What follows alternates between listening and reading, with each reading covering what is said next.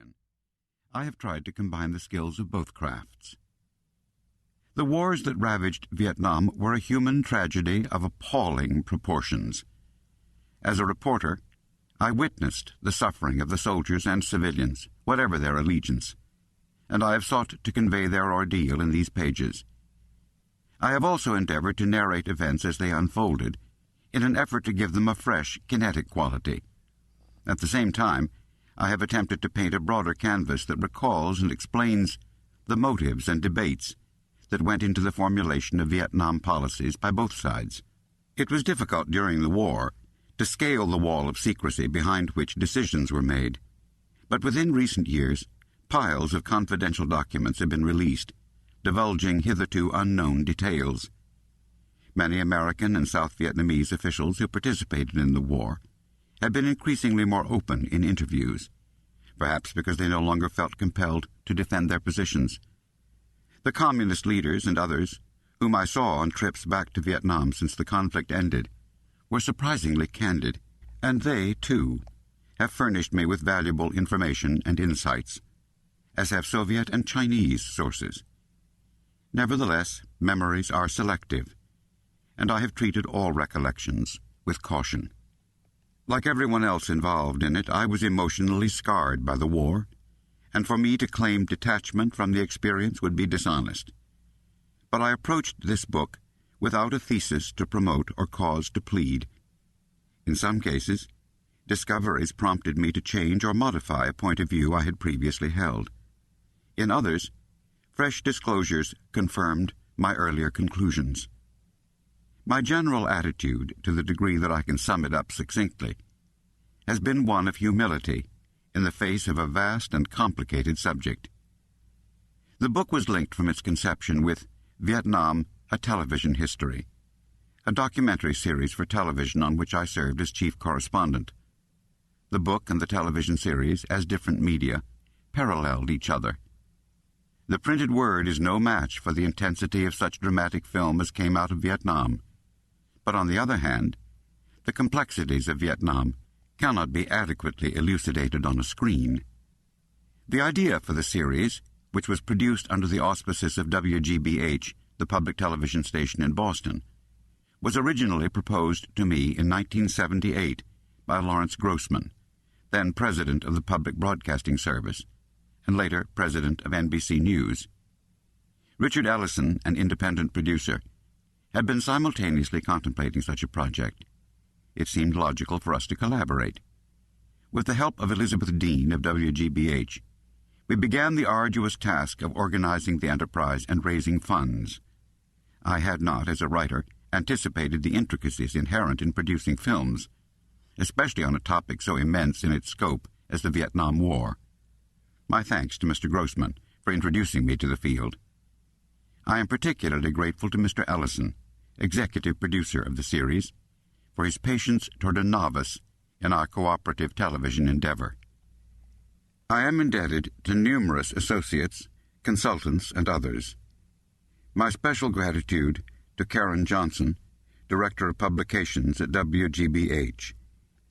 I depended heavily on Professor Lawrence Lichty, then at the University of Maryland and now at the Woodrow Wilson Center in Washington, who served as Media Research Director for the television project and put his encyclopedic knowledge at my disposal. Jane Shorall furnished important historical research. I am obliged to Gail Lewin, my editorial assistant, for her aid.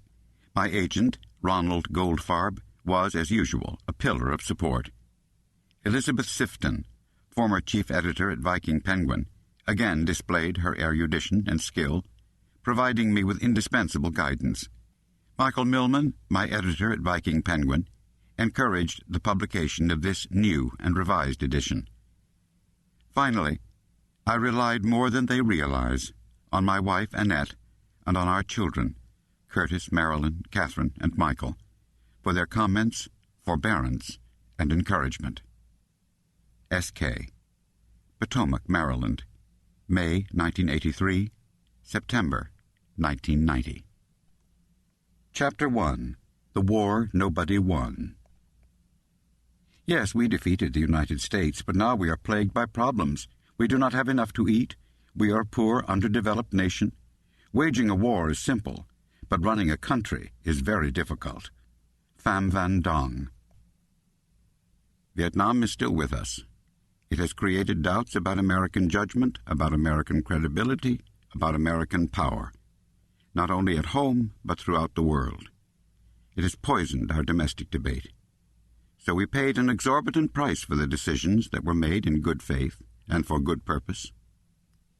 Henry Kissinger. The memorial, an angle of polished black stone subtly submerged in a gentle slope, is an artistic abstraction. Yet its simplicity dramatizes a grim reality. The names of the dead engraved on the granite record more than lives lost in battle. They represent a sacrifice to a failed crusade, however noble or illusory its motives. In a larger sense, they symbolize a faded hope, or perhaps the birth of a new awareness. They bear witness to the end of America's absolute confidence in its moral exclusivity, its military invincibility, its manifest destiny. They are the price, paid in blood and sorrow, for America's awakening to maturity, to the recognition of its limitations. With the young men who died in Vietnam, died the dream of an American century. Thousands of Vietnam veterans streamed into Washington on a crisp November weekend in 1982, along with their families and the families of the dead, to dedicate the memorial. Some were paraplegics in wheelchairs, others amputees. They wore fatigues or business suits, and several came in full combat gear. There were speeches and reunions and a parade, and a solemn service at the National Cathedral, where volunteers had held a candlelight vigil throughout the week, reciting the names of the nearly 58,000 killed and missing in action, one by one. From afar, the crowds resembled the demonstrators who had stormed the Capitol during the Vietnam War to denounce the conflict. But past controversies were conspicuously absent this weekend. Now Americans appeared to be redeeming a debt to the men who had fought and died, saluting their contribution, expiating their suffering. The faces, the words of dedication, and the monument itself seemed to heal wounds. The two names at the head of the memorial, Dale R. Buis and Chester M. Ovnand, evoked my own recollection of a distant event. I first visited South Vietnam in July 1959, soon after arriving in Asia as chief correspondent for Time and Life magazines. Insurgents were just emerging to challenge the regime created there 5 years before, when an international conference held in Geneva had partitioned the country following the French defeat. The term Viet Cong, a pejorative label invented by the South Vietnamese government to brand the rebels as communists, had not yet been conceived, and they were still known as the Viet Minh, the movement that had vanquished the French. Several hundred American military advisors had been assigned to train and equip the South Vietnamese army, but signs of serious trouble were rare. Then on the evening of July 8th, an incident occurred at a camp near Bien Ho, the headquarters of a South Vietnamese army division 20 miles northeast of Saigon. I drove there the next day to gather the details. 6 years later, when the United States was pouring men, money, and materiel into an expanding struggle, Bien Ho became the site of a gigantic American base, and the town degenerated into a sleazy tenderloin of bars and brothels. In 1959, however, it was still a sleepy little provincial seat.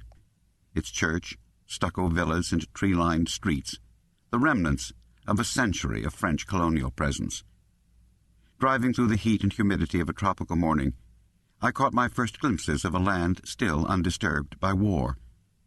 Peasants in black pajamas and conic straw hats bent over rice stalks in flooded fields, the slow rhythm of their labor testimony to the infinite patience of Asia. And busy village markets along the route advertised the country's fertility. But pulling into the army camp, I could almost taste the start of a war whose eventual magnitude would have then strained my wildest fancies. The night before, 6 of the 8 American advisors stationed at Bien Ho